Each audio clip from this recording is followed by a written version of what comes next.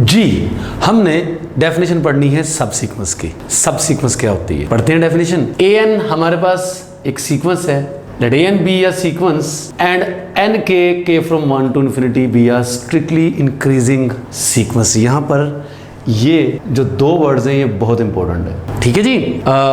ये भी बता दूं आपको मैं कि an एक सीक्वेंस लिखा हुआ खाली सीक्वेंस है, लेकिन ऑफ कोर्स अंडरस्टूड है, हम पहले ये बात डिस्कस कर चुके हुए हैं, हम डिसाइड कर चुके हुए हैं कि हमारी जो भी सीक्वेंस होगी वो सीक्वेंस ऑफ रियल नंबर्स होगी और वो इन्फिनिट होगी।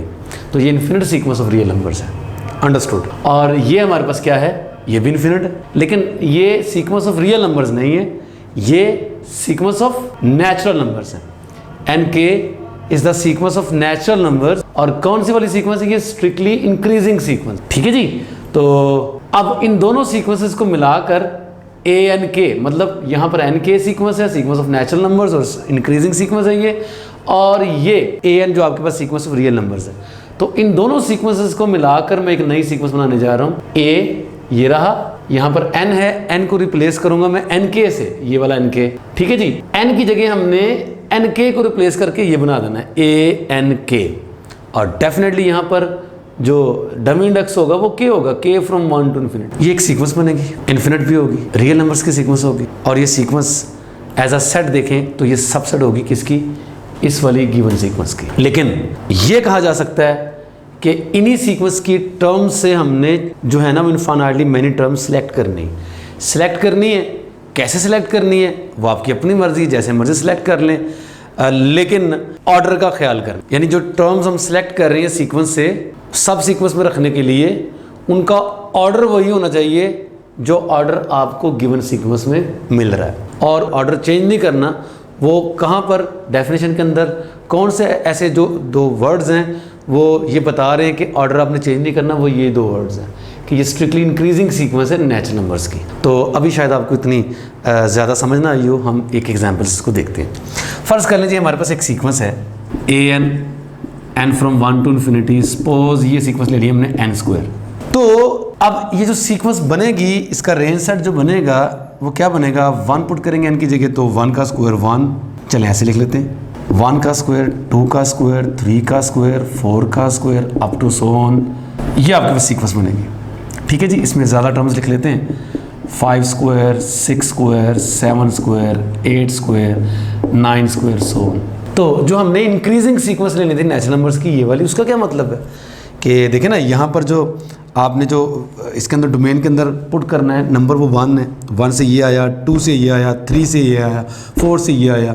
लेकिन फ़र्ज़ कर लें आपने सब सीक्वेंस बनाने के लिए ये वाली टर्म नहीं इंक्लूड करनी, ये वाली करनी, ठीक है। ये कर ली, ये कर ली, ये नहीं करनी, ये कर ली, ये नहीं करनी, ये कर ली, ये नहीं करनी, ये कर ली। तो हमने इनफाइनाइटली मैनी टर्म्स ही इधर से सिलेक्ट करनी है और एक नई सीक्वेंस बनानी है। जो डिलीट कर दी है वो छोड़ दी, जो बाकी जो हमने सेलेक्ट की हैं उनकी एक नई सीक्वेंस बना देनी है। तो जो नई सीक्वेंस है वो क्या बनेगी, 1 square, 3 square, 5 square, 7 square, 9 square and so on. ये इसकी सब सीक्वेंस होगी। सब सीक्वेंस इसलिए होगी क्योंकि हमने टर्म्स जो ली हैं वो इसी से ली हैं, इसी सीक्वेंस से ली हैं, लेकिन ऑर्डर चेंज नहीं किया। मतलब यहाँ पर जो 5 स्क्वायर है वो इस सीक्वेंस में बाद में आ रहा था, 3 का स्क्वायर पहले आ रहा था, तो मैंने 3 के स्क्वायर को पहले लिखा है, 5 के स्क्वायर को बाद में लिखा है, ठीक हो गया। तो जो नेचुरल नंबर्स की जो सीक्वेंस हमने इंक्रीजिंग सीक्वेंस लेनी थी वो इसलिए हमने कहा हुआ था। देखिए यहाँ पर जो नेचुरल नंबर्स जो हम यूज़ कर रहे हैं वो क्या है बोला, पहला 1 है, फिर 3 है, फिर 5 है, फिर 7 है, फिर 9 है। तो ये <3, 1 <3, 3 5, 5 7, 7 is <9 एंड सो ऑन। तो जो strictly increasing sequence of natural numbers हमने ली थी ये वाली, इसका मतलब ये कि हमने इस सीक्वेंस की टर्म्स तो लेनी ही है, लेकिन इनका ऑर्डर चेंज नहीं करना, उसी ऑर्डर से लेनी है जिस ऑर्डर में यहाँ पर मौजूद है। बस ये है कि कुछ टर्म्स हम दरमियान से चाहे अपनी मर्जी से जो सी मर्जी टर्म्स हम डिलीट कर सकते हैं। तो नई जो सीक्वेंस बनेगी वो हमेशा क्या होगी, सब सीक्वेंस होगी। तो इसी को मद्देनजर रखते हुए ये डेफिनेशन बनी है। क्या बनी बोला, nk is a sequence of natural numbers, और ये कौन सी है, इंक्रीजिंग सीक्वेंस है, स्ट्रिक्टली इंक्रीजिंग सीक्वेंस है, जैसा कि मैंने यहाँ पर चूज़ की है, ठीक है जी। आप यही कह सकते हैं कि ये n1 है, ये n2 है, ये n3 है, ये n4 है, ये n5 है एंड सो ऑन। तो ये n1 n2 से छोटा है, n2 n3 से छोटा है, इस तरह ये सोन। तो इसका मतलब यही हुआ करेगा कि मैं अब यहाँ से जब सीक्वेंस बनाऊँगा, ए एन के स्क्वायर के बराबर था, तो अब जब मैं ए एन के बनाऊँगा तो वो क्या बन जाएगा, वो डेफिनेटली एन के का स्क्वायर बन जाएगा, और एन के मेरे पास उसी ऑर्डर से मैं यहाँ पर ये सिलेक्ट कर लूँगा। तो अल्टीमेटली होना क्या है, जो सब सीक्वेंस है उसमें आपने किस बात का ख्याल करना है, एक तो जो टर्म्स लेनी है वो आपने ओरिजिनल सीक्वेंस की लेनी है, और फिर वो जो ओरिजिनल सीक्वेंस में टर्म्स का जो ऑर्डर आ रहा था आपने ऑर्डर को डिस्टर्ब नहीं करना, जो पहले आ रहा नंबर वो पहले लेना है, जो नंबर बाद में आ रहा है उसको आपने बाद में लेना है। ये नहीं देखना कि टर्म्स के अंदर छोटा कौन सा नंबर है, छोटे वाले को पहले, नहीं, छोटे बड़े के हिसाब से आपने नहीं देखना, छोटे बड़े के हिसाब से आपने डोमेन वाइज चलना है, ठीक है जी, इसके हिसाब से। तो जो टर्म्स हैं, टर्म्स ओरिजिनली आपने जो सीक्वेंस के अंदर मौजूद हैं जिस ऑर्डर के साथ, उसी ऑर्डर के साथ लेनी है। हाँ, कुछ टर्म्स आप डिलीट कर सकते हैं, तो आपके पास जो नई सीक्वेंस बनेगी वो क्या बनेगी, सब सीक्वेंस बनेगी। ठीक हो गया। मुख्तलिफ सीक्वेंसेस लेके उनकी सब सीक्वेंसेस बनाएं, मुख्तलिफ सब सीक्वेंसेस बनाएं, ताकि आपको पता चले कि सब सीक्वेंस का एक्चुअली मीनिंग क्या होता है। मतलब यही कहना चाह रहे हैं कि अगर देखिए यही आपके पास सीक्वेंस है 1 square 3 square 5 square 7 square 9 square so on, ये सब सीक्वेंस बन जाएगी, ठीक है जी।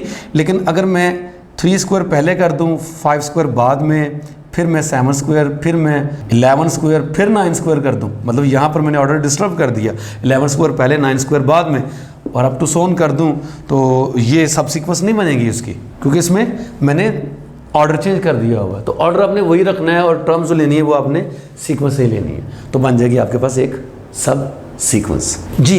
सब सीक्वेंस से रिलेटेड कुछ थ्योरम्स हैं जो बहुत इंपॉर्टेंट है, जिनका आपने ख्याल करना है, इनको याद रखना है। कुछ थ्योरम्स को तो आपने उनको उनके नाम से याद रखना है, ठीक है जी। मसलन जी पहला थ्योरम है, every sequence has a monotonic सब सीक्वेंस। कोई भी सीक्वेंस हो, अच्छा मैं बात कर रहा हूँ किसी भी सीक्वेंस की, तो मतलब डेफिनेटली मैं रियल सीक्वेंस की बात कर रहा हूँ और इन्फिनिट सीक्वेंस की बात कर रहा हूँ। मैं हर बार आपको बताता हूँ, हर इन्फिनिट रियल सीक्वेंस, ठीक है जी, यानी कोई भी सीक्वेंस है उसकी आपको मोनोटोनिकली इंक्रीजिंग या मोनोटोनिकली डिक्रीजिंग सब सीक्वेंस लाजमी मिल जाएगी, ठीक है जी। चाहे मोनोटोनिकली इंक्रीजिंग मिले, चाहे मोनोटोनिकली डिक्रीजिंग मिले, अल्टीमेटली आपको मोनोटोनिक सब सीक्वेंस लाजमी मिल जाएगी किसी भी सीक्वेंस की, ठीक है जी। इस थ्योरम का भी नाम है, हम इसको किस नाम से याद रखते हैं, मोनोटोनिक सब सीक्वेंस थ्योरम, इसको लिख देते हैं।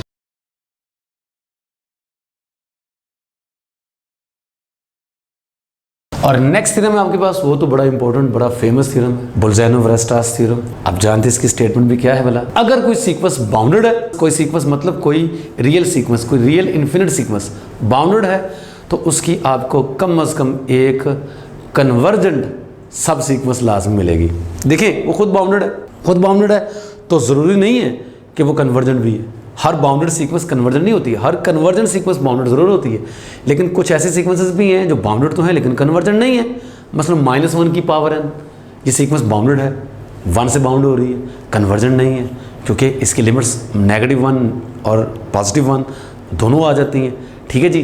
तो ऑसिलेट सीक्वेंस है, कन्वर्जेंट नहीं है। तो हर बाउंडेड सीक्वेंस कन्वर्जेंट नहीं होती, लेकिन हर बाउंडेड सीक्वेंस की कन्वर्जेंट सब सीक्वेंस लाजमी मिलेगी। मतलब -1 की पावर n है, इसकी टर्म्स के साथ देखिए क्या बनेगी, ये -1 1 -1 1 -1 1 एंड सो ऑन। तो ये कन्वर्जेंट नहीं है, बाउंडेड ज़रूर है, लेकिन इसकी आपको कन्वर्जेंट सब सीक्वेंसेस मिलेंगी, ठीक है जी। एक नहीं, एक से ज़्यादा मिलेंगी, यहाँ पर 2 मिल रही हैं। एक कौन सी, अगर आप ऑर्डर वही रखना है ना, देखें यहाँ पर आपने क्या करना है, -1 1 -1 1 1 एंड सो ऑन। तो ऑर्डर आपने यही रखना है। तो आप पहली टर्म ले लें, थर्ड ले लें, फिफ्थ ले लें, 7th ले लें एंड सो ऑन। तो जो सीक्वेंस बनेगी वो क्या बनेगी, -1 -1 -1 -1 ये कांस्टेंट सीक्वेंस है, कन्वर्जेंट है, -1 को कन्वर्ज करेगी। अगर आप इस सीक्वेंस की बात करें 1 1 1 एंड सो ऑन, ठीक है जी। Second term, 4th term, 6th term, 8th term and so on. तो ये भी जो सीक्वेंस है वो क्या बनेगी, ये भी कांस्टेंट सीक्वेंस है और ये भी कन्वर्जेंट होगी, 1 को कन्वर्ज करेगी, ठीक है जी। तो तरतीब वही रखनी है। मसलन आप ज़रूरी भी नहीं है, आप यूँ कर लें, फर्स्ट टर्म ये ले लें, सेकंड भी ले लें, थर्ड भी ले लें, 4th भी ले लें, लेकिन 4th टर्म के बाद 5th ना लें, ठीक है जी। 6th ले लें, 7th ना लें, 8th ले लें, यानी कुछ टर्म्स को छोड़कर अब आगे से एक छोड़ के एक, एक छोड़ के एक, पहले सारी ले ली कुछ टर्म्स, उसके बाद एक छोड़ के एक छोड़ के एक ले ली, तो वो सीक्वेंस भी कन्वर्ज कर जाएगी। ठीक है जी। तो वैसे भी मैं आपको बताता चलूँ कि अगर कोई सीक्वेंस कन्वर्जेंट है ना, तो उसकी कुछ फाइनाइटली मैनी टर्म्स पहली वाली डिलीट करके जो बाकी सीक्वेंस बचेगी वो वाली सीक्वेंस भी उसी नंबर को कन्वर्ज करेगी जिस नंबर को आपकी ओरिजिनल सीक्वेंस कन्वर्ज करती है। ठीक है, इससे कोई फर्क नहीं पड़ता। एनीवेज जी, नेक्स्ट आपका इसका नाम याद रखिएगा, बोल्ज़ानो-वरस्ट्रास थ्योरम है ये, कि हर बाउंडेड सीक्वेंस की कम से कम एक कन्वर्जेंट सब सीक्वेंस लाजमी मिलनी है। तो नेक्स्ट है जी, बहुत अच्छा रिजल्ट है ये भी। अगर आपके पास कोई भी सीक्वेंस है, ये बाउंडेड होनी चाहिए, सीक्वेंस आपकी बाउंडेड है, और ए कोई रियल नंबर है, कोई फिक्स रियल नंबर है, ये इस टाइप का रियल नंबर है कि अगर इस सीक्वेंस की हर कन्वर्जेंट सब सीक्वेंस इसी ए को अप्रोच करे, यानी कोई ऐसी कन्वर्जेंट सब सीक्वेंस नहीं, अच्छा मैं उन सीक्वेंसेस की बात नहीं कर रहा हूँ सब सीक्वेंसेस की जो कन्वर्जेंट नहीं है, मैं उन सब सीक्वेंसेस की बात कर रहा हूँ जो कन्वर्जेंट है। ठीक है जी। अगर तमाम की तमाम कन्वर्जेंट सब सीक्वेंसेस की लिमिट यही है ए, तो फिर सीक्वेंस भी कन्वर्जेंट होगी और उसकी लिमिट भी यही होगी। पढ़ लीजिए आप इस स्टेटमेंट को।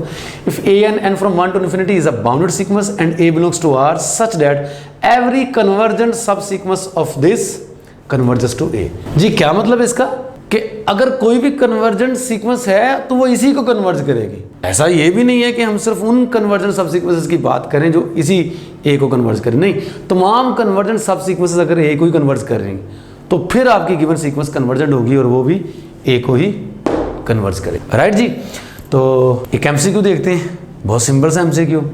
Which is the convergent subsequence of this, ये एक सीक्वेंस है। सवाल अगर आ जाए कि इस सीक्वेंस की, कोई आपको सीक्वेंस गिवन है, इस सीक्वेंस की कन्वर्जेंट सब सीक्वेंस कौन सी है, तो सबसे पहले देखो यार, हो सकता है कि वो जो सीक्वेंस आपको जो गिवन है वो खुद ही कन्वर्जेंट हो, तो फिर तो जवाब बड़ा आसान। ऑप्शन में भी हो सकता है एक ऑप्शन ऐसी हो जो खुद वही सीक्वेंस हो, तो वही आपका आंसर हो सकती है, क्योंकि वो सीक्वेंस जो गिवन है आपको वो खुद ही कन्वर्जेंट है। तो यहाँ पर देखें, सीक्वेंस को देखें, ये सीक्वेंस है। अब क्या ये सीक्वेंस खुद कन्वर्ज कर रही है कि नहीं कर रही, हमने क्या लेना है यहाँ पर, π/2 के मल्टीपल्स लेने हैं। n from 1 to infinity integer put करना है, नेचुरल नंबर पुट करना है, लेकिन बन जाने यहाँ पर पॉजिटिव π/2 के मल्टीपल्स। तो आइए देखते हैं पॉजिटिव π/2 के मल्टीपल्स पर ये सीक्वेंस क्या रिस्पॉन्स देती है। मैं यहाँ पर 0π/2 होगा, यहाँ पर 1π/2, 2π/2, 3π/2। अब मेरा नहीं ख्याल है कि ये बताने की आपको ज़रूरत है कि यहाँ पर 4π/2, यहाँ पर 5, यहाँ पर 6, यहाँ पर 7, यहाँ पर 8, 9 एंड सो ऑन। ठीक है जी, ये चलते जाएंगे। तो अगर आपने देखना है कि कोई ख़ास इंटीग्रल मल्टीपल ऑफ 5/2 जो है वो यहाँ लाई कर रहा है, यहाँ लाई कर रहा है, यहाँ के यहाँ लाई कर रहा है, ठीक है जी, एंगल के हिसाब से, तो आप जस्ट उसको 4 पे डिवाइड कर लो और रिमाइंडर चेक कर लो। मतलब 15 है, 15 को अगर 4 पे डिवाइड करते हैं तो रिमाइंडर 3 आता है। तो रिमाइंडर 3 आने का मतलब ये है कि जो 15π/2 है वो उसका जो एंगल बनेगा घूम घुमा के उसकी टर्मिनल रे यहाँ आ जाएगी। ठीक है जी। 16 है, 16 को 4 पे डिवाइड करेंगे तो रिमाइंडर कितना आना है, 0। रिमाइंडर 0 आ रहा है, तो मतलब 16π/2 जो है एंगल, उसकी टर्मिनल रे घूम घुमा के कहाँ आ जानी है, यहाँ आ जानी है। तो चेक करना आसान हो जाता है आपके लिए। तो बहरहाल जी, अगर हम यहाँ पर हैं तो साइन का आंसर क्या होता है, 0। यहाँ पर है साइन का आंसर 1, यहाँ पर साइन का आंसर 0, जबकि यहाँ पर भी साइन का आंसर -1। तो ये जो सीक्वेंस है इसकी जो वैल्यूज होंगी वो क्या होंगी, 1 पुट करेंगे, 1 पुट करने से यहाँ पर आ जाएंगे, आंसर क्या होगा 1। 2 पुट करेंगे तो यहाँ आ जाएंगे, आंसर क्या होगा 0। 3 पुट करेंगे तो आप यहाँ आ जाएंगे, राइट जी, आंसर क्या होगा जी इसका -1। तो सीक्वेंस बाउंडेड तो है। अच्छा, बाउंडेड तो वैसे भी देखा जा सकता था, साइन फंक्शन है, इसके आंसर 1 और -1 के दरमियान में रहने, बाउंडेड फंक्शन है। तो यहाँ से देख के भी पता चल जाएगा कि सीक्वेंस बाउंडेड तो है, जबकि ये कन्वर्जेंट सीक्वेंस नहीं है। कन्वर्जेंट सीक्वेंस क्यों नहीं है, क्योंकि अगर आप यहाँ पर खड़े हो तो आंसर 1, यहाँ पर 0, यहाँ पर -1, यहाँ पर फिर 0, तो आपको इसके 3 मुख्तलिफ जो हैं वो पॉइंट्स मिल रहे हैं, लिमिट्स मिल रही हैं। ठीक है जी। तो ऑसिलेट सीक्वेंस से कन्वर्ज नहीं करेगी, लेकिन बाउंडेड है। अब बाउंडेड है तो बोल्ज़ानो-वरस्ट्रास थ्योरम ये कहता है कि इसकी कम से कम एक कन्वर्जेंट सब सीक्वेंस लाजमन मिलनी। तो बस आपको ढूंढनी है कि इनमें से वो कौन सी उसकी कन्वर्जेंट सब सीक्वेंस है। यहाँ पर देखें तो ये इसकी सब सीक्वेंस है, ठीक है जी, क्योंकि नंबर हमने इंटीजर्स ही पुट करने, आई मीन टू से नेचुरल नंबर्स ही पुट करने, और नेचुरल नंबर्स पुट करेंगे तो छोटे से बड़े, ठीक है, ऑर्डर वही आएगा, कोई जो नेचुरल नंबर्स की सीक्वेंस है वो पहले छोटी फिर बड़ी फिर उससे बड़ी टर्म्स यूँ लेनी है, यानी हमने ऑर्डर डिस्टर्ब नहीं किया हुआ यहाँ पर। तो अगर हम नेचुरल नंबर कोई भी इसमें पुट करते हैं तो ऐसा नेचुरल नंबर आना जिसको 4 पे डिवाइड करके रिमाइंडर क्या आने वाला 1, 4n+1 है ना, इस टाइप के नेचुरल नंबर को आप 4 पे डिवाइड करेंगे रिमाइंडर क्या आएगा 1 आएगा। तो लीजिए जी, तो जो मर्जी नेचुरल नंबर आप इसमें पुट कर दें, चाहे 1 पुट करें, चाहे 2 पुट करें, चाहे 3 पुट करें, जो मर्जी पुट करें, आप अल्टीमेटली कहाँ पर जाओगे, टर्मिनल है आपके एंगल की, रिमाइंडर 1 है चूंकि, तो आप इधर आ जाएंगे। तो इन तमाम एंगल्स पर साइन का आंसर क्या आएगा 1 आएगा। ठीक है जी, 1 आएगा। तो ये इसकी दरअसल इस सीक्वेंस की क्या बन गई, कांस्टेंट सब सीक्वेंस बन गई। डेफिनेटली ये 1 को कन्वर्ट करेगी, तो ये हमारा आंसर है। लेकिन चूंकि ऑल ऑफ दिस की ऑप्शन है तो इन दोनों को भी चेक करना ज़रूरी है, बल्कि इन दोनों को चेक करना ज़रूरी नहीं, इनमें से किसी एक को चेक कर लेना ज़रूरी है। ठीक है, काफ़ी होगा। उसकी वजह ये कि ऑल ऑफ दिस की ऑप्शन है, मतलब अगर आप इसको चेक नहीं करते, खाली इसको चेक कर लेते, तो होगा क्या, बोथ ए एंड बी के तो ऑप्शन है नहीं कि हमें लगे कि यार हो सकता है ये भी हमारा आंसर हो या ना हो। चूँकि इसके बाद इन दोनों में से अगर एक ट्रू हो जाती है तो ऑप्शन में ऑल ऑफ दीज है, तो इसने ऑटोमेटिकली ट्रू होना चेक करने की जरूरत नहीं होगी। बहरहाल इन दोनों में से किसी एक को चेक कर लें। यहाँ पर कुछ ऐसे नंबर्स हैं, एन की जगह कोई भी नेचुरल नंबर आप इसमें पुट करेंगे तो कुछ ऐसे नंबर्स बनने यहाँ पर जो पॉजिटिव होने हैं। ठीक है जी, और डेफिनेटली ये भी इसकी सब सीक्वेंस बनेगी, और चूंकि इनको 4 पे डिवाइड करके रिमाइंडर 2 मिलने वाला है तो आप यहाँ पर आ जाएंगे। चाहे एन की जगह कोई भी नेचुरल नंबर पुट कर देंगे, आप यहाँ पर आ जाएंगे। आपके एंगल की जो टर्मिनल है वो घुमा के यहीं पर आनी। तो इन तमाम पर साइन का आंसर क्या है 0, ये भी कांस्टेंट सीक्वेंस बन जाएगी, और ये भी किसको कन्वर्ट कर जाएगी 0 को, यानी ये भी कन्वर्जेंट है। तो इसको चेक करने की जरूरत नहीं है, ऑल ऑफ दीज आपका डेल्टा यहाँ पर आंसर है।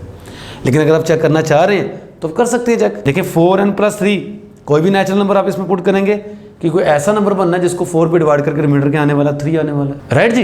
तो रिमाइंडर 3 आने से मराद ये कि आपके एंगल की टर्मिनल रे कहाँ आनी, यहाँ आनी। तो हर बार आपको आंसर -1 ही मिलना है, यानी ये भी एक कांस्टेंट सीक्वेंस बन रही है, -1 -1 एंड सो ऑन, ये भी कन्वर्जेंट ही होगी। नेक्स्ट डेफिनेशन है कॉची सीक्वेंस। कॉची सीक्वेंस क्या होती है?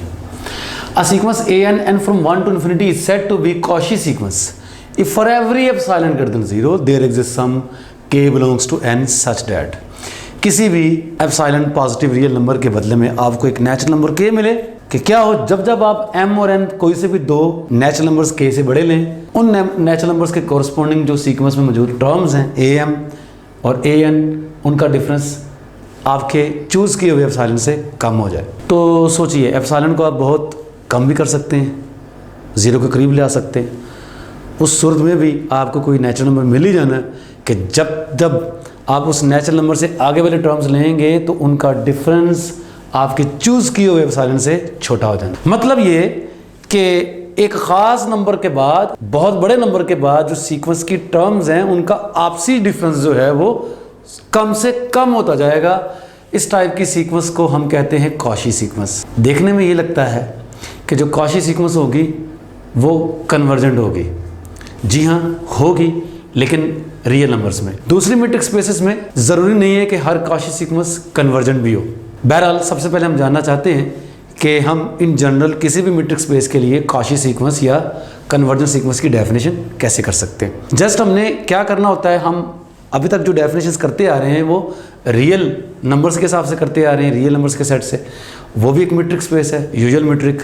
तो उसमें जो मीट्रिक होती है वो आपको पता है मॉड वाली होती है, तो हम वो मॉड वाली मीट्रिक लेते आ रहे हैं हर जगह पर। मतलब कन्वर्जेंट की डेफिनेशन में क्या था, अगर सीक्वेंस एल को कन्वर्ट कर रही है किसी नंबर एल को, तो वो एल कहाँ से था, वो रियल नंबर ही था। जो मीट्रिक स्पेस है, लिमिट भी, जो सीक्वेंस की लिमिट है वो भी उसी मीट्रिक स्पेस से होनी चाहिए। तो एल रियल नंबर था। कैसा था कि एवरी एप्सिलॉन ग्रेटर देन 0 के बदले में आपको नेचुरल नंबर k मिले कि जब जब n k से बड़ा हो तब तक an माइनस l का डिफरेंस उससे छोटा हो जाए एप्सिलॉन से। यानी कि जो टर्म्स हैं, एक ख़ास बड़े नंबर, बहुत बड़े नंबर k से आगे वाले जितने भी टर्म्स हैं उन तमाम टर्म्स का डिफरेंस l से किसको अप्रोच कर जाए, 0 को अप्रोच कर जाए। ठीक है जी। तो आसान अल्फाज में यही कह लें कि अगर n आप बहुत लार्ज करते हैं तो बहुत लार्ज n के लिए आपकी टर्म्स का डिफरेंस l, वो फिक्स नंबर जो था, उससे जो डिफरेंस है उसका वो 0 को अप्रोच कर जाए, डिफरेंस कम से कम होता जाए। जबकि कॉची सीक्वेंस में क्या होता है बोला, जैसे से आप n को बहुत ज़्यादा लार्ज कर दें, ठीक है जी, as n approaches to infinity, बहुत आगे जाके जो सीक्वेंस की टर्म्स हैं उन टर्म्स का आपसी डिफरेंस जो है वो जीरो को अप्रोच कर जाए, आसान अल्फाज में। तो बस आपने मीट्रिक स्पेस के लिए जर्नल, अगर आपके पास सीक्वेंस कन्वर्जेंट है उसकी डेफिनेशन कैसे करेंगे, कॉशी है तो उसकी डेफिनेशन कैसे करेंगे, क्या होगा जी, वहाँ पर डिस्टेंस की बात की जाती है। तो ए याद रखिए जो लिमिट है सीक्वेंस की वो उस मीट्रिक स्पेस से होनी चाहिए, ठीक है। अगर मीट्रिक स्पेस एक्स है तो ये ए नंबर एक्स से होना चाहिए, उसी मीट्रिक स्पेस का होना चाहिए, राइट। तो डेफिनेशन वही है, if for every epsilon greater than 0 there exist some K belongs to N such that distance of A N to A is less than epsilon whenever N is greater than equal to K. ऐसे मौके पर हम क्या कहते हैं, जो A N sequence है वो ए को कन्वर्ज करती है। ये नंबर ए कहाँ से होना चाहिए, उसी मीट्रिक स्पेस होना चाहिए, ठीक है जी। जबकि जो कॉशी सीक्वेंस है इस नंबर ए से इंडिपेंडेंट है, ठीक है जी। इसमें आपको इस ए की ज़रूरत नहीं है, इसमें क्या बोला, एप्सिलॉन से लेस होना चाहिए डिस्टेंस उन टर्म्स के दरमियान में जो टर्म्स इस जो नेचुरल नंबर के है उससे आगे वाली बने, राइट जी। तो बस आपने मोड को इस डिस्टेंस से रिप्लेस करना है। तो वही डेफिनेशन जो हैं वो यहाँ पर भी आपको अवेलेबल है जर्नल मीट्रिक के लिए। तो अब हम ये जर्नल मीट्रिक स्पेस को बीच में क्यों लेके आ रहे हैं, इसलिए कि हमारे पास एक क्राइटेरिया है जिसको समझना ज़रूरी है। वो आर में तो होता है, वो दूसरे मीट्रिक स्पेसेस में नहीं होता, ठीक है जी। तो वो क्या क्राइटेरिया है, सबसे पहले देखते हैं जी। थ्योरम है आपके पास असल में, इन आ मीट्रिक स्पेस एक्स डी, कोई सी भी मीट्रिक स्पेस हो, एक्स डी कोई सी भी मीट्रिक स्पेस है, रियल नंबर्स की मीट्रिक स्पेस हो सकती है, कोई और भी हो सकती है, ठीक है। इन जनरल बात की जा रही है, किसी भी मीट्रिक स्पेस के लिए हर कन्वर्जेंट सीक्वेंस, मैंने लिखा convergent implies Kashi, Kashi implies bounded, मतलब इसका यह है कि हर कन्वर्जेंट सीक्वेंस कॉशी है और हर कॉशी सीक्वेंस बाउंडेड है किसी भी मीट्रिक स्पेस के अंदर। अब जब मैंने बात की है किसी भी मीट्रिक स्पेस की, तो डेफिनेटली उसमें आर भी आ जाएगा। तो किसी भी मीट्रिक स्पेस के अंदर क्या है रिजल्ट, हर कन्वर्जेंट सीक्वेंस कॉशी है और हर कॉशी सीक्वेंस क्या है, बाउंडेड, ठीक हो गया जी। तो इनका जो कन्वर्स है वो अवेलेबल नहीं है इन जनरल किसी मीट्रिक स्पेसेस के अंदर, कि जो बाउंडेड होगी वो ज़रूरी नहीं है कॉशी भी हो, और जो कॉशी है वो ज़रूरी नहीं है कि वो कन्वर्जेंट भी हो, तो उल्टा नहीं आप आ सकते। तो डेफिनेटली अब हमें इनकी काउंटर एग्जांपल्स भी चाहिए, हम काउंटर एग्जांपल्स अभी देते हैं, लेकिन उससे पहले ये वाला रिजल्ट भी देख लें। कन्वर्स इस केस में होल्ड करता भी है, किस केस में होल्ड करता है, in the metric space R D. देखिए यहाँ पर मैंने बात की general metric space x T, कोई भी सेट हो वो मीट्रिक स्पेस होना चाहिए किसी भी मीट्रिक के अंदर। हम किसी भी मीट्रिक स्पेस की बात कर सकते हैं कि हर कन्वर्जेंट कॉशी है, जबकि यहाँ पर बात की जा रही है किसकी, इन particular set of real numbers की। मैं आर डी की बात कर रहा हूँ, आर एक मीट्रिक स्पेस है under usual metric D, right. तो इसके हिसाब से जो कन्वर्जेंट है, ठीक है जी, वो काशी भी है, जबकि जो काशी है वो कन्वर्जेंट भी है। कन्वर्जेंट कॉशी भी है और कॉशी कन्वर्जेंट भी है, तो हमें इनकी भी एग्जांपल्स देखनी है। जबकि बाउंडेड कॉशी नहीं होगी, आर में भी नहीं होगी, ठीक है जी। तो हमने इनके हवाले से जो है कुछ एग्जांपल्स करनी है। सबसे पहली एग्जांपल हमारे पास -1 की पावर n, मैं इस सीक्वेंस को आर में भी देख सकता हूँ, मैं इस सीक्वेंस को क्यू में भी देख सकता हूँ, क्योंकि n आपके पास कोई भी नेचुरल नंबर होगा तो -1 टू दी पावर n आप जानते हैं, -1 + 1 -1 + 1 -1 + 1 अप टू सोन, यही सीक्वेंस बननी है। ये रियल नंबर्स भी हैं, ये रैशनल नंबर्स भी हैं। तो मैं इस सीक्वेंस को आर के अंदर भी देख सकता हूँ और इसी सीक्वेंस को मैं क्यू के अंदर भी देख सकता हूँ, राइट जी। तो ये सीक्वेंस बाउंडेड है, आर में भी बाउंडेड है, क्यू में भी बाउंडेड है, लेकिन हमने इस चीज़ का एग्जाम्पल बनानी है कि जो बाउंडेड है वो ज़रूरी नहीं है कि वो काशी भी हो। जो काशी है वो तो ठीक है, बाउंडेड होगी किसी भी मीट्रिक स्पेस में, लेकिन जो बाउंडेड है वो ज़रूरी नहीं है काशी हो। तो हमने ये एग्जाम्पल बनाई है कि ये सीक्वेंस बाउंडेड है लेकिन काशी नहीं है। बाउंडेड है, 1 से बाउंड हो रही है, बात आप पहले भी देख सकते हैं। ये बात चेक करने वाली है कि ये काशी नहीं है। तो किसको कैसे साबित करेंगे ये काशी नहीं है? अच्छा, एक तरीका तो बहुत सिंपल है, बहुत सिंपल ये है कि मैं अगर इन रिजल्ट्स का इस्तेमाल कर लूँ, मैं ये देख चुका हूँ कि ये सीक्वेंस कन्वर्जेंट नहीं है, और मैं आपको ये बता चुका हूँ कि जो हमारा जो रिजल्ट है कि रियल नंबर्स में कन्वर्जेंट काशी और काशी कन्वर्जेंट भी है ना। तो ये अगर मैं आर में देखूँ, set of real numbers R में देखूँ, तो आर के अंदर हर कन्वर्जेंट सीक्वेंस काशी है और हर काशी सीक्वेंस कन्वर्जेंट। मैंने साबित करना है कि ये काशी नहीं है, तो मैंने कर दिया साबित इस थ्योरम की मदद से, क्योंकि ये कन्वर्जेंट नहीं है। मैं देख चुका हूँ ये कन्वर्जेंट नहीं है, आर के अंदर नहीं ना कन्वर्जेंट है, तो ये काशी भी नहीं होगी, क्योंकि रिजल्ट हमारा ये है, मैं आर के अंदर देख रहा हूँ जो कन्वर्जेंट है वो काशी भी है, जो काशी है वो कन्वर्जेंट भी है। अब चूंकि ये कन्वर्जेंट नहीं है तो काशी भी नहीं। लेकिन अगर आप डेफिनेशन लगा के चेक करना चाहते हैं तो यू आर मोस्ट वेलकम, कीजिए। कैसे करेंगे भाई, फर्ज कर लेते हैं कॉशी है, सपोज हम कॉन्ट्रेरी कर लेते हैं। कॉशी है तो क्या होगा, किसी भी रियल नंबर पॉजिटिव एप्सिलॉन के लिए, किसी भी, आई रिपीट, किसी भी पॉजिटिव रियल नंबर के लिए, एप्सिलॉन के लिए होना क्या है, आपको एक नेचुरल नंबर के मिलना ही मिलना है कि जब जब आपके पास m और n k या k से बड़े हों तब तब क्या होगा, a n और a m इन टर्म्स का जो डिफरेंस है वो एप्सिलॉन से कम हो जाए। राइट जी, किसी भी आर्बिट्रेरी पॉजिटिव रियल नंबर के लिए बात होल्ड करेगी, किसी भी के लिए। ऑफ कोर्स जो k है वो एप्सिलॉन पर डिपेंड करता है। तो भाई इन पर्टिकुलर अगर आप एप्सिलॉन को चूज कर लें 1/2, ठीक है जी, किसी भी पॉजिटिव रियल नंबर के लिए होल्ड करना है तो एप्सिलॉन की वैल्यू को मैं 1/2 कर लूँ तो इसके लिए भी आपको एक नेचुरल नंबर k मिलना ही मिलना है कि जब जब m और n दोनों इस k से बड़े हों या बराबर हों तब ये होना है ना। ओके जी, तो an क्या बनेगा जी, -1 की पावर n और am क्या बनेगा, -1 की पावर m, और ये 1/2 से लेस होना चाहिए, बिल्कुल होना चाहिए। जो k आपको नेचुरल नंबर मिला है उससे आपने m और n को उससे बड़ा लेना है, तो उनसे बड़े नंबरों के लिए जाहिर है m और n इवन भी हो सकते हैं, ऑड भी हो सकते हैं, हो सकता है एक इवन हो एक ऑड हो। तो फर्ज कर लें दोनों इवन है और देखते हैं ये रिजल्ट वैलिड है कि नहीं। तमाम m और n जो k से बड़े हैं उनके लिए रिजल्ट वैलिड होना चाहिए। यस, तो फर्ज कर लें पहले दोनों ही इवन ले लेते हैं आप। चलो जी, n इवन है तो -1 की पावर n क्या होगा जी, 1। m भी इवन है तो -1 की पावर m क्या होगा, वो भी 1। तो 1 में से 1 को माइनस करेंगे तो क्या जवाब आ जाएगा, 0। 0 का मॉड भी क्या होता है, 0। 0 वाकई ही 1/2 से छोटा है और ये बात ट्रू है। अब दोनों को ऑड लेके चेक करें, n को ऑड लें -1 बनेगा, m को भी ऑड लें, यहाँ पर भी -1, लेकिन ये -1 है, नेगेटिव प्लस 1 -1 0 बन जाएगा। अगेन 0 इज लेस देन 1/2, तब भी ये रिजल्ट वैलिड है ना। यानी m और n अगर दोनों इवन है या दोनों ऑड हैं ये रिजल्ट वैलिड है। उसने भी यही कहा होगा कि भाई तमाम k से बड़े m और n के लिए ये रिजल्ट वैलिड है, लेकिन तमाम में तो फिर तो ये भी तो मुमकिन था कि m और n दोनों में से एक इवन हो और दूसरा ऑड हो, ये रिजल्ट तब भी वैलिड होना चाहिए था। काशी अगर है तो ये रिजल्ट तब भी वैलिड है। तो देखते हैं, अगर m को फर्ज कर लें हम इवन ले लेते हैं और n को ऑड ले लेते हैं, देखिए क्या बनता है। n इवन लिया जी, क्या बना 1, m ऑड लिया तो -1 की पावर ऑड, -1, ये बाहर -1 है, यहाँ पर भी -1, ये क्या बन जाएगा 2। तो 2 का मोड क्या होता है 2, तो 2 इज लेस देन 1/2। भाई ये बात बिल्कुल गलत है, 2 जो है वो 1/2 से छोटा नहीं है, लिहाजा m और n दोनों में से एक इवन और एक ऑड होगा तो ये रिजल्ट वैलिड नहीं है। तो ये सीक्वेंस कॉशी भी नहीं है। कॉशी तब होती जब तमाम एप्सिलॉन के लिए आपको नेचुरल नंबर k मिलता कि जब जब m और n k से बड़े या बराबर होते तब तक ये रिजल्ट वैलिड होता। तो साफ नज़र आ रहा है ये सीक्वेंस कॉशी नहीं है।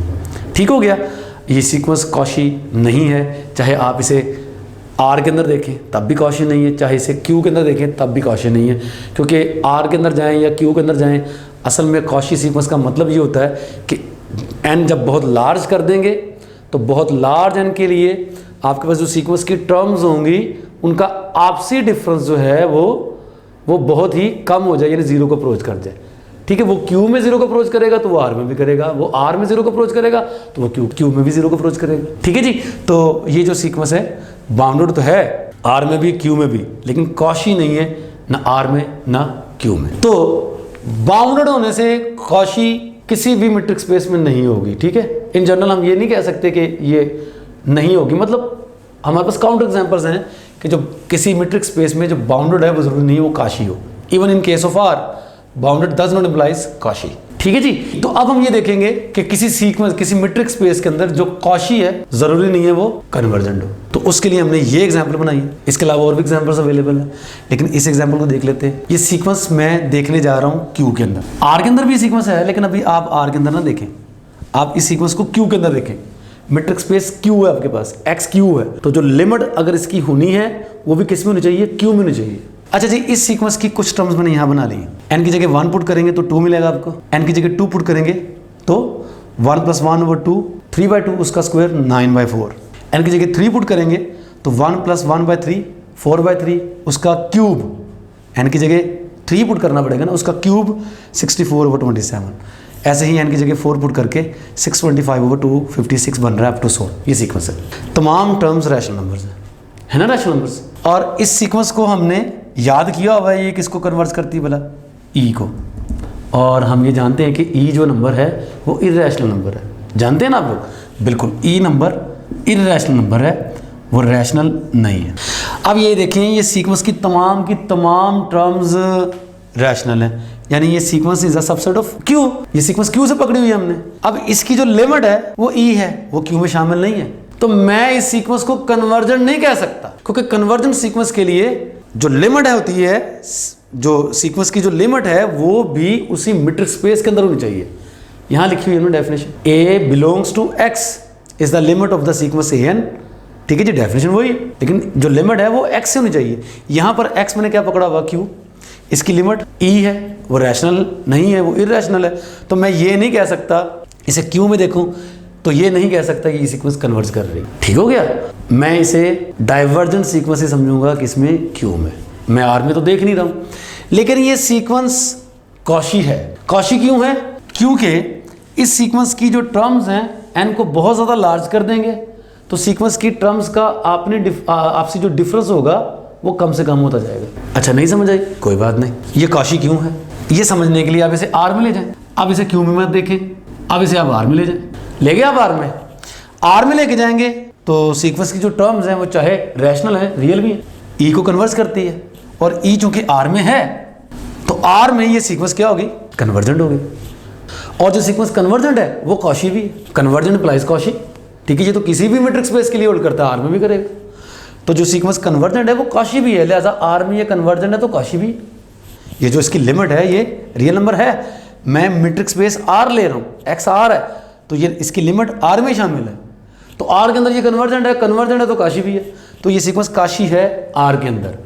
डेफिनेटली आप इस सीक्वेंस की कॉपी को उठा के लेके जाएंगे, क्यू के अंदर देखेंगे इसकी कॉपी को, तो क्यू के अंदर भी ये कॉशी ही होगी, क्योंकि कॉशी का मतलब ये है कि बहुत लार्ज एन के लिए सीक्वेंस की जो आपसी टर्म्स हैं उनका आपसी डिफरेंस कम से कम होता जा रहा है, वो आर में कम हो रहा है तो वो क्यू में भी कम होना। तो ये सीक्वेंस कॉशी सीक्वेंस है क्यू के अंदर, लेकिन क्यू के अंदर ये कन्वर्जेंट नहीं है, ठीक है जी।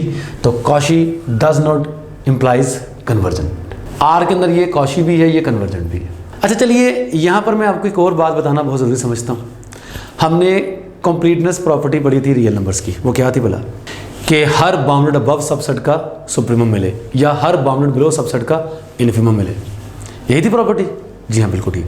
ये प्रॉपर्टी क्यू में वैलिड नहीं थी, क्योंकि क्यू के अंदर हमें कई ऐसे सेट्स मिल गए थे जो बाउंडेड अबव तो थे लेकिन उनका सुप्रीमम अवेलेबल नहीं था, या जो बाउंडेड बिलो तो थे लेकिन उनका इन्फीमम अवेलेबल नहीं था। तो हमने कहा था कि क्यू में कंप्लीटनेस प्रॉपर्टी होल्ड नहीं करती। अब जब हम इसकी बात कर रहे हैं, कॉशी इंप्लाइज कन्वर्जेंट, तो इसको भी कंप्लीटनेस प्रॉपर्टी ही समझें कि हर कॉशी सीक्वेंस जो है वो कन्वर्जेंट होगी किसके अंदर, आर में। बिल्कुल ऐसे ही जैसे हर बाउंडेड अबव सबसेट का सुप्रीमम आर के अंदर अवेलेबल था।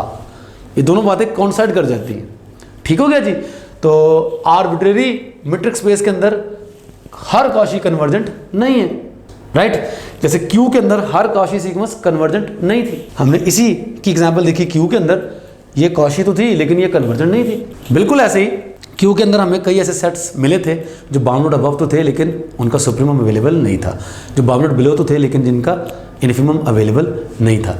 तो ये प्रॉपर्टीज दोनों कॉन्साइड कर जाती हैं। यानी आप कंप्लीटनेस प्रॉपर्टी को ये भी कह सकते हैं कि वो मीट्रिक स्पेस, अगर आपके पास मीट्रिक स्पेस है तो मीट्रिक स्पेस को हम कंप्लीट बोलेंगे, ठीक है जी। और ये आप बोलते भी हैं, आपके पास रिजल्ट भी है, मीट्रिक स्पेस को आप कंप्लीट बोलेंगे कि अगर उसके अंदर हर कॉशी सीक्वेंस कन्वर्ज कर जाए, और आर के अंदर हर कॉशी सीक्वेंस कन्वर्ज करती है।